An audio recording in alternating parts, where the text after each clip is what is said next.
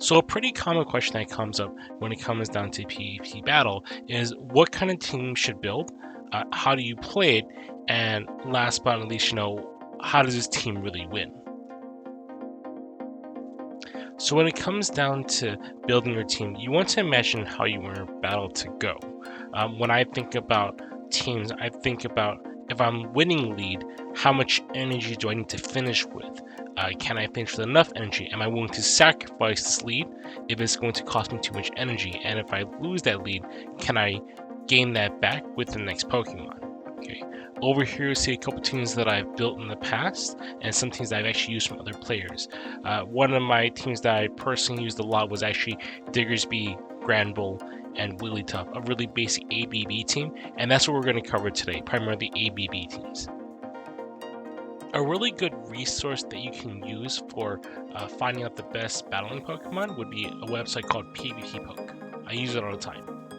Over here we can see a lot of high meta Pokemon, as well as we can find out what we need to counter and what we need to build against, or what we can even use for our own teams. I primarily use it to find out how a battle might go out with one of my Pokemon that I choose versus another Pokemon that's inside the meta. The first ABB team I've ever used was actually a Skarmory, Politoed, Swampert line. The idea of this team was to basically have Skarmory take out any grass Pokemon and to bait out a grass Pokemon with Politoed. Additionally, both Swampert and Politoed cover the weaknesses of Skarmory, which are things like Bastiodon and Stunfisk. It actually looks like we're going against another ABB team on my opponent's side. He lead it with a Nidoqueen and is backing up with a Umbreon. If I were to get to this point, there's probably going to be another dark Pokemon in the back, either a Sableye like the one I use, or a Scrafty in the back. Those are pretty common over here. Every ABB team should have a Pokemon that has a really good safe swap. A safe swap is a Pokemon that has a relatively neutral matchup, even in like the worst case scenarios. For example, with Umbreon, if I had switched into like a Fairy type, it still has an okay matchup because of the fact that it has Last Resort. Idealistically speaking, after you bring out your safe swap, it should take down their second Pokemon to a decent amount of health, and then you want to switch into your A Pokemon or your first Pokemon to farm it down. It looks like my opponent originally was planning to use Umbreon to save swap and then to farm out whatever came out with the Nidoqueen. They were then looking to close with Scrafty. It was fortunate for me that I had a pretty solid lineup. In this situation, it looks like to me that Nidoqueen had almost no play, which gave the win easily to my side.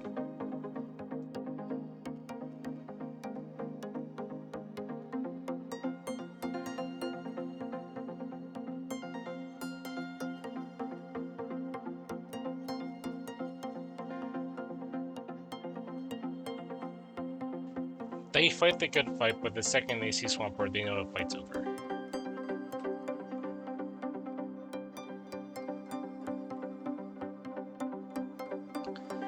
The second team we're going to be showcasing is actually going to be one of the teams that helped me get to Legend. It's going to be my Diggersby double Charm team, otherwise known as the Charm Hole team.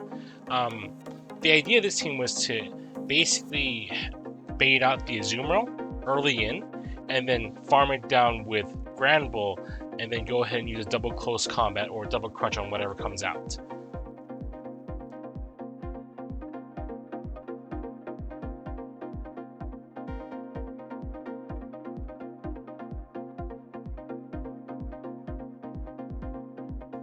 So one of the worst things I can see in this team is going to be a grass lead.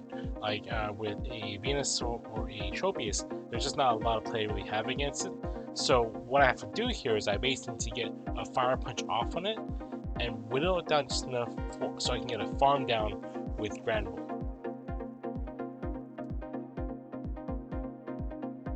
After I get the double Fire Punch off, I switch over to Granbull right away, and he responds with a Drapion, which is actually really good news because at this point, I will know that my opponent has no real answer to Granbull. This Pokemon here is actually taking a lot of charm damage, and I know that it generally carries Aqua Tail and Crunch. It generally doesn't have Sludge Wave, meaning that it's going to be a lost matchup for him. After the Drapion goes down, he ends up bringing out a Stun Fist regular, so I know over here that pretty much I have a really easy way to kind of finish up the game, bringing out my Diggersby to kill this specific Stun Fist. And here's another really good big benefit when it comes to ABB teams.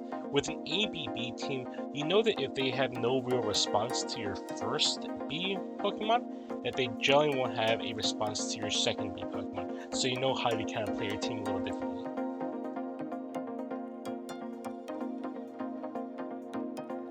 At this point, I know my opponent has no way to really respond to Wigglytuff because it has no poison types, so I'm basically going to just farm down both of them with Charm.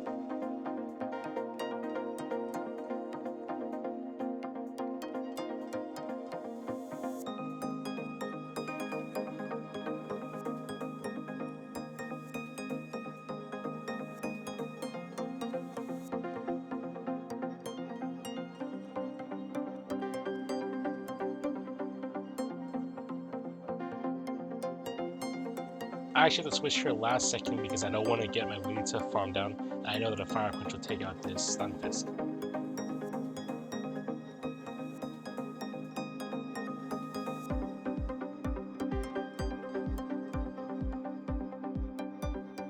So this third team came from another trainer. I think it was Caleb Peng, the player that I got it from. It's an Altaria, Toxicroak, Mediocre lineup, and it was originally designed to really take care of Baston as well as Stun Fist, which were both heavy in the field when I first saw it. With you have an Altaria in the lead to either bait out a Baston or Stun Fist, or you basically switch into your Mediocre to start countering down one of those Pokemon. The one thing that's really good on Mediocre is that it had a really solid safe swap situation, where as long as you have energy advantage, it can win most 2 shield situations.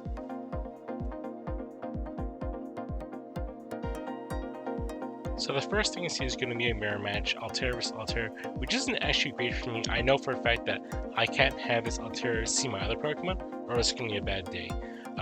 At this point with this one, you want to basically farm it as much as possible, and then use your Sky Attack second. The reason is because if you do it that way, the odds of you sneaking in a Dragon Breath is higher than them not being able to stop it.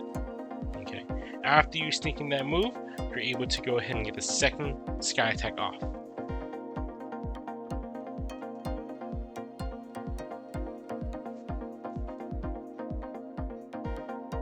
After you get the second Sky Attack off, you can go ahead and let go whatever charge move they want.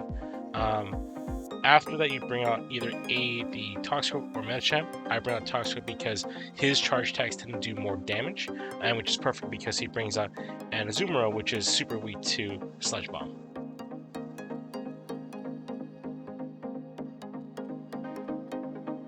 At this point, my opponent has very little options. I can pretty much Mud Bomb this Azumarill down, but I want to make sure I have energy set it for the next Pokemon, so I'm going to charge low energy first, at which point he's going to switch over to Registeel, which is fine with me because I can just Mud Bomb it and then continue another Mud Bomb and farm down.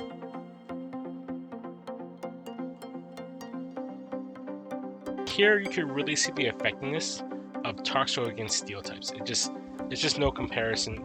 He does a great job.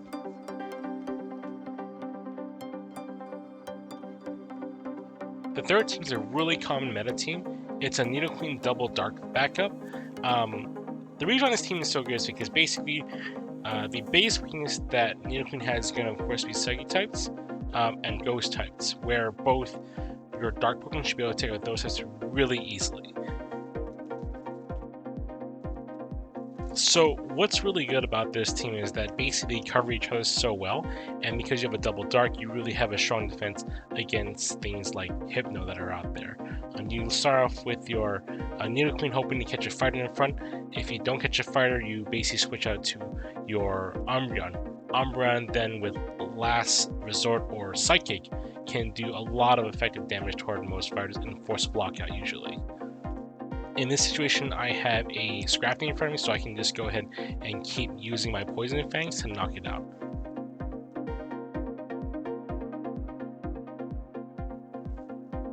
My opponent brings out a Toxicroak, but the one that's good about Nidoqueen is that it can try to shoot for an Earth Power, and then you can switch out into something like your Sableye switching this, and just go ahead and really enjoy your position, because there's just not a lot of damage that the Toxicroak can do to even like a Sableye.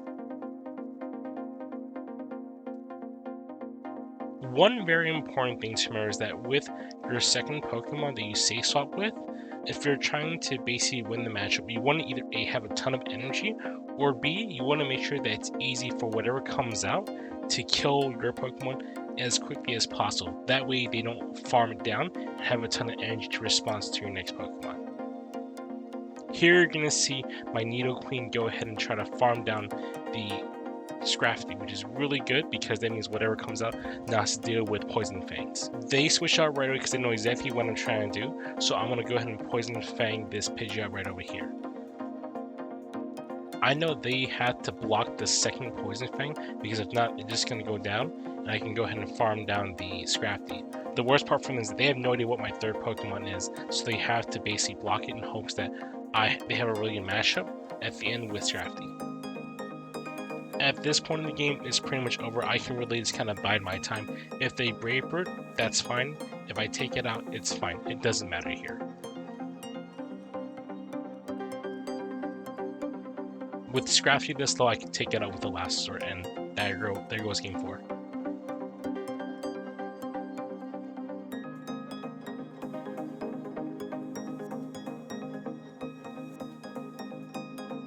For a 5th ABB team, I had a lot of trouble thinking of a good team to really showcase. I eventually settled for a team that's relatively mediocre. I ended up quickly building a Swampert Charizard Talonflame lineup, and that's with a Charizard Safe Swap with Dragon Breath. The one that's really rough about this team though is that it's only really there to basically take out things like Venusaur. Unfortunately, the one thing about Swampert, Charizard, Talonflame is that they don't cover each other very well. Swampert can take out fire types, rock types, ground types, and electric types, but Charizard only takes out pretty much grass types, and there's just not a lot of mix and mash well with that, you know? That's the bad news with this team. Weak coverages and not very bulky, unfortunately.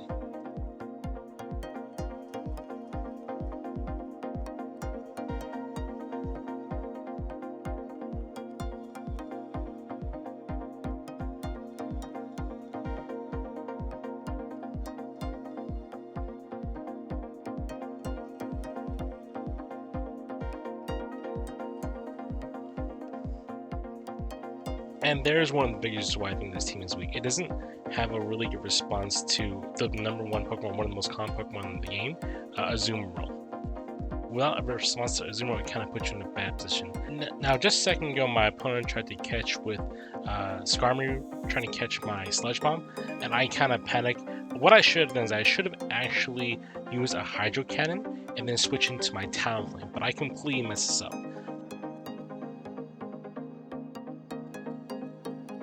On my side, since I've actually switched into a bad matchup over here, I go straight for the Blast Burn, knowing that odds are it'll probably go back to Azumarill and then go ahead and farm me down with Bubbles. Unfortunately, it blocked for some reason, at which point I have tried to shoot out another Dragon Claw to try to bait, because I think it's going to try to block again. I actually completely wrong about this. He calls the bait, and I am now stuck in a really bad position now. I have to basically use both my Dragon Claws, which is really bad for me.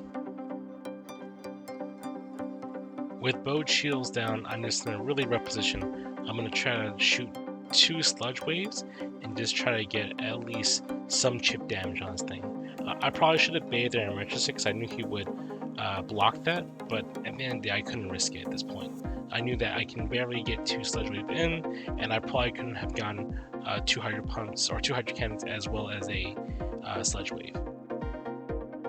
At this point, my only real option is to try to farm down with Talonflame and then Brave Bird, whatever comes out. The problem with this plan is that I know those bubbles are going to really add up. In addition to that, I know that the Ice Beams are going to hurt too as well over here. He switches right away into a Marowak, which is fine with me. I can go ahead and do Brave Bird and then switch into my Charizard to farm down a little bit faster. What I should have done is a little different. I should have actually gone one more Incinerate up and then switch into Charizard, because I knew that I had time to do that point. I resist the damage, and it basically to a shadow and take me out. And there goes game 5. I wish I could have showcased more effective switching out your safe swap to bait out an opposing counter to your closer, but when it comes down to an ABB team, the reason why I like them is because they're really well designed in terms of knowing how to bait your opponent out and take care of the things that will cover your close. It also shows a really good understanding on how to utilize a safe swap. To summarize an ABB team, it really comes down to 3 things. You first need to plan out how you want your game to go. Secondly, you want to have a safe swap to switch into with your first B Pokemon. Last but not least, generally speaking, your second B would be a closer. If you follow those rules, you should have a pretty solid ABB team. Thanks for watching, and good luck in the Battle League.